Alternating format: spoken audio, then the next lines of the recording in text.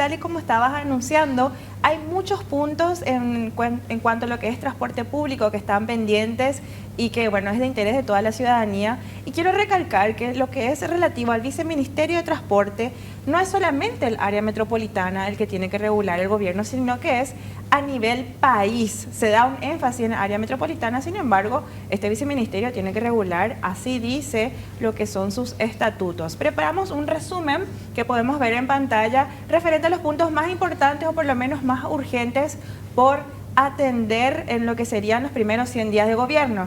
Estuvimos intentando hablar con el nuevo viceministro de Transporte, el señor Guido Benza, pero por el momento al parecer está muy abocado en todo lo que serían sus primeras gestiones en estos días. Todavía no pudimos conversar con él. Tampoco pudo reunirse la gente de OPAMA, esta organización de pasajeros, de usuarios del transporte público, y tampoco los estudiantes que están interesados en obtener su boleto estudiantil, que es una cuestión que es muy importante para ellos porque en el área metropolitana está funcionando el billetaje electrónico y ellos necesitan sus plásticos especiales para que se le cobre solamente medio pasaje para ir al colegio. Actualmente, miles de estudiantes, en un total de 24.000 estudiantes, no recibieron todavía esta tarjeta, entonces tienen que pagar un pasaje entero por cada viaje que están realizando. Algunos tienen que tomar 2 colectivos para ir al colegio, entonces son 4 pasajes al día que están abonando simplemente por una cuestión de cita gubernamental o de las empresas que tienen que entregar. No está clara la responsabilidad, pero sí las consecuencias en ese sentido que nos están entregando las tarjetas. Bueno, Gaby, entonces compartimos con la audiencia, no sé si entendí bien, unas plaquitas. Ahí está en pantalla, sí. Está bueno, el primer punto sería el billetaje electrónico y su centro de monitoreo. Tendría que hacerse una revisión en cuanto a lo que es el funcionamiento. Recordemos que hubo un caso de pasajeros fantasmas que se había detectado, pero con una denuncia ciudadana, un video que se hizo viral, y ahí fue que surgió cómo es que teniendo tecnología no detectó el Viceministerio de Transporte que habían pasajeros que realmente no estaban en los colectivos. Es como tener 1000 pasajeros en un colectivo que máximo pueden viajar 30 personas. Entonces, así fue que se surgió el término pasajeros fantasmas y que, bueno, está funcionando en su centro de monitoreo.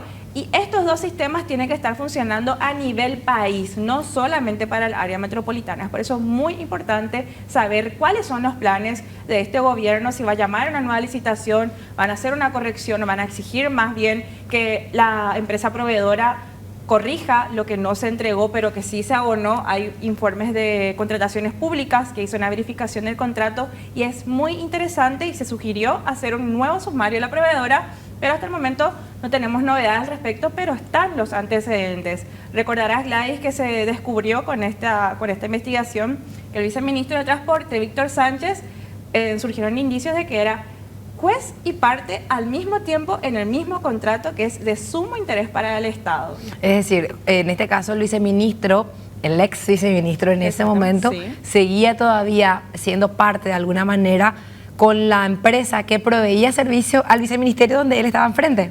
Exactamente, él era profesional encargado de que se ejecute correctamente la instalación del centro monitoreo. Hubo mucha esperanza cuando él asumió esta cartera porque es un perfil técnico, entonces conocedor en el área, y al parecer hay muy pocos profesionales en ese sentido. Entonces la misma empresa que debía proveer ese servicio había contratado al que asumió como viceministro, y luego de una revisión del contrato y luego del escándalo de pasajeros fantasmas fue que se descubrió esto de que era juez y parte al mismo tiempo, y se tiene que seguir investigando, y si es que efectivamente fue así, que se aplican sanciones si corresponde. Claro, pues la ley de la función pública es bien clarita con respecto a la limitación de qué otros trabajos puede tener un servidor público. Pero también esto se relaciona mucho con el siguiente punto de la auditoría del Viceministerio de Transporte, Gaby. Claro, en su reemplazo había asumido el señor Oscar Estar en el Viceministerio de Transporte y había anunciado una serie de auditorías, de sumarios, porque muchas concesionarias eran sumariadas pero nunca eran sancionadas.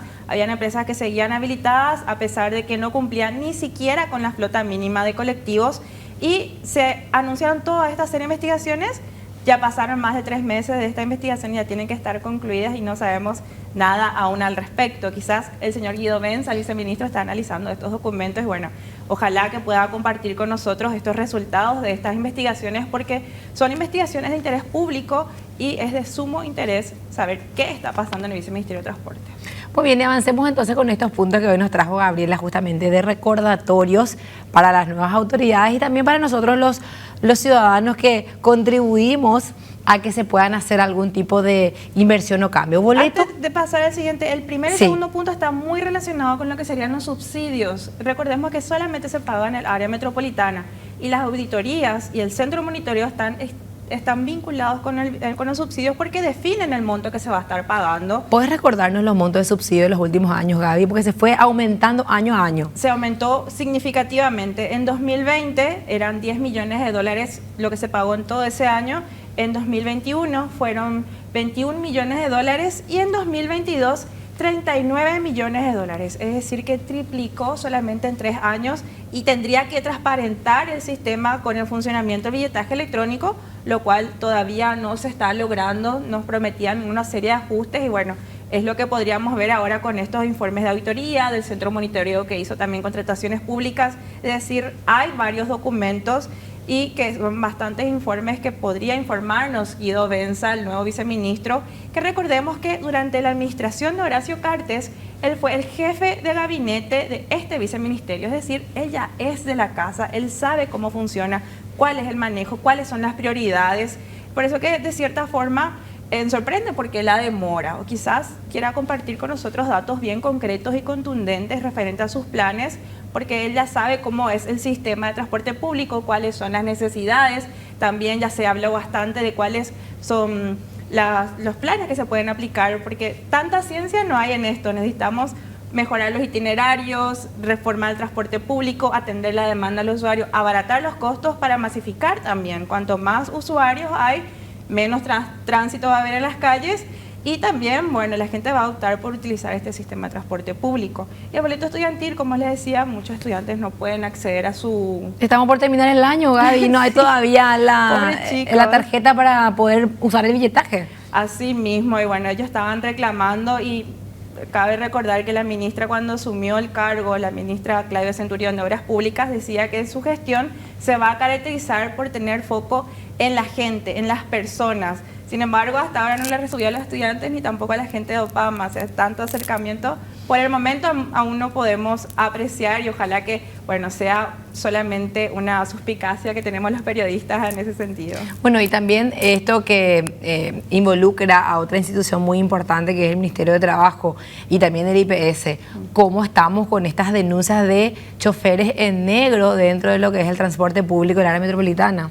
Sí, los trabajadores del rubro de transporte público habían denunciado que están cobrando sus patrones el subsidio de transporte público, sin embargo este dinero no está llegando a los choferes, sus patrones cobran dinero del Estado, pero ellos no están cobrando ni siquiera un salario, no cuentan con cobertura social del IPS y no solamente los empresarios que están en el área metropolitana, sino que es una situación que afecta a nivel país y es una preocupación del sindicato. Ellos están organizados incluso por este gremio de clase obrera. Hace poco, la semana pasada, se reunieron con la ministra de Trabajo, quien había anunciado que se van a mantener una constante comunicación y bueno, uno de los puntos de suma preocupación del sector de todos los sindicatos es el empleo en negro de los choferes, porque es una cuestión que afecta hace años y tiene que ser atendida, no tiene que mantenerse más en la agenda esta denuncia.